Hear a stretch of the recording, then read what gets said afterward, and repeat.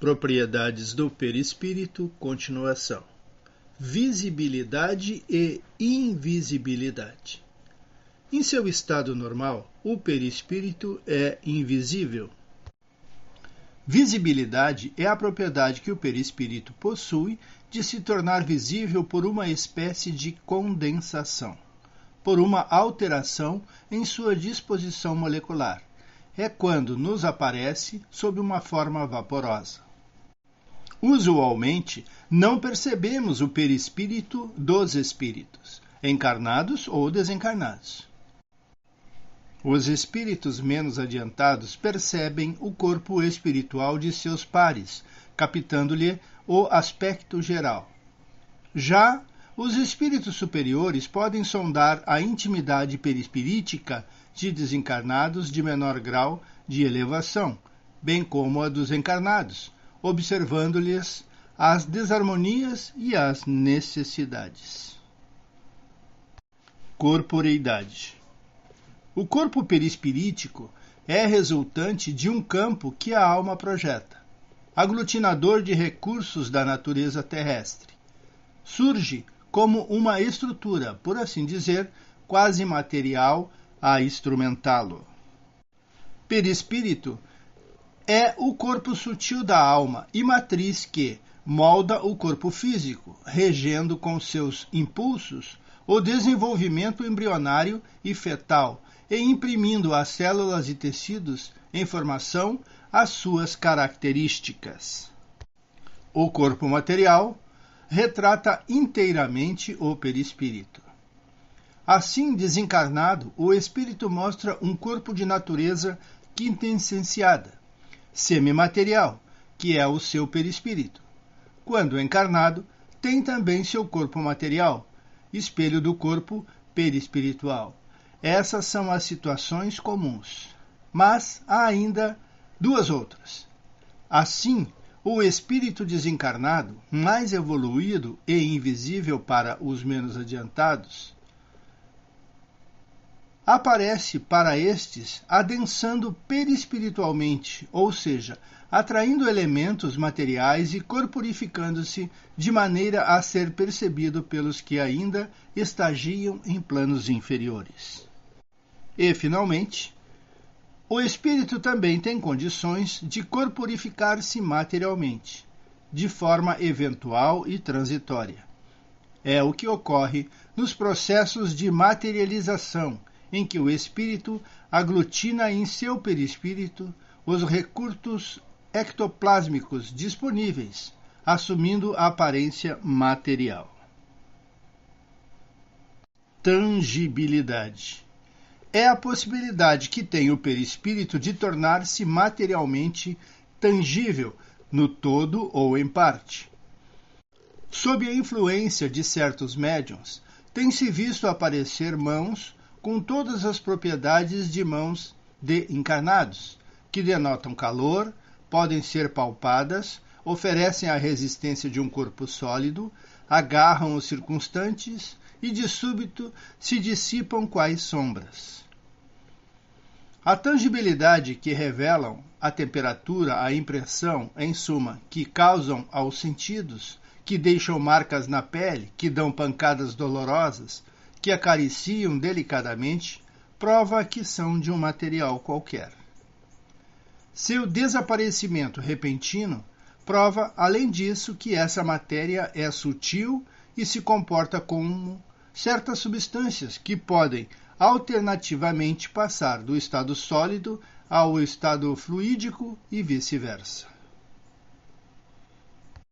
Sensibilidade global. É a propriedade que o perispírito tem de transmitir sensações, sentimentos e emoções da alma. As sensações não são percebidas por um órgão ou estrutura biológica, tal como acontece no corpo físico. Elas são gerais, percebidas em todo o perispírito. O espírito, assim, vê, ouve, sente, com o corpo espiritual inteiro.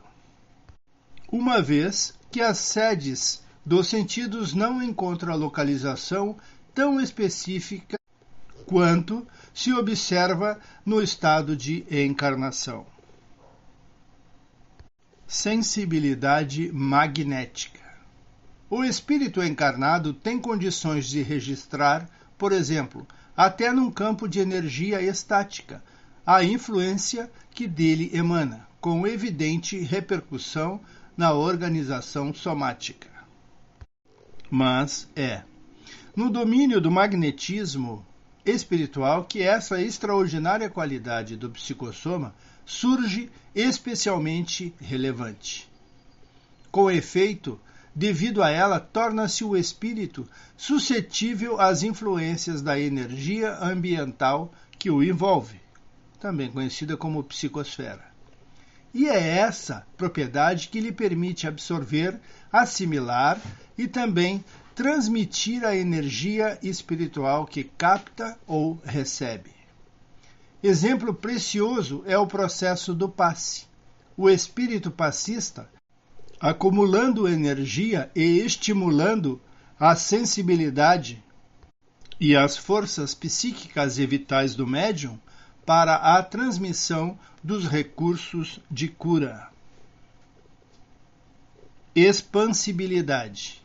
É a característica que permite ao perispírito sua expansão e exteriorização nos fenômenos anímicos, nas doações fluídicas e nos processos mediúnicos.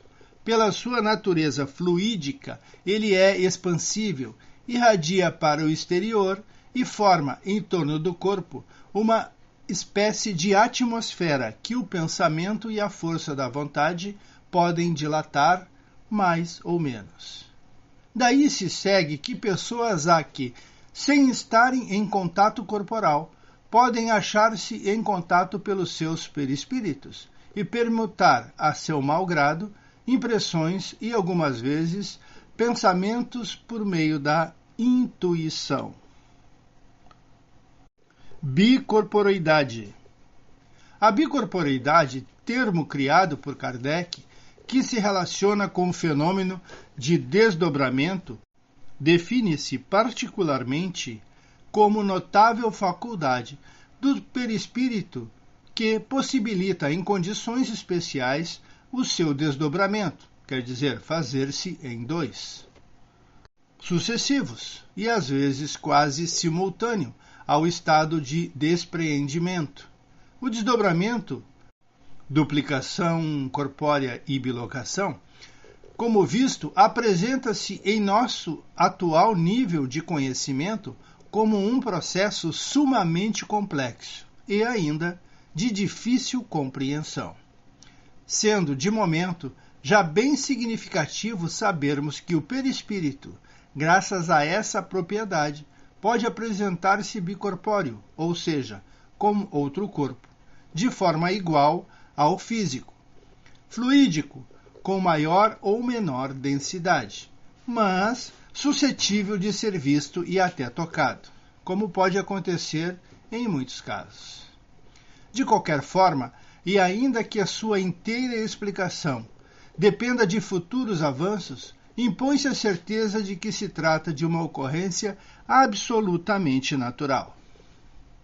Por muito extraordinário que seja, escreve Kardec, tal fenômeno, como todos os outros, se compreende na ordem dos fenômenos naturais, pois que decorre das propriedades do perispírito e de uma lei natural.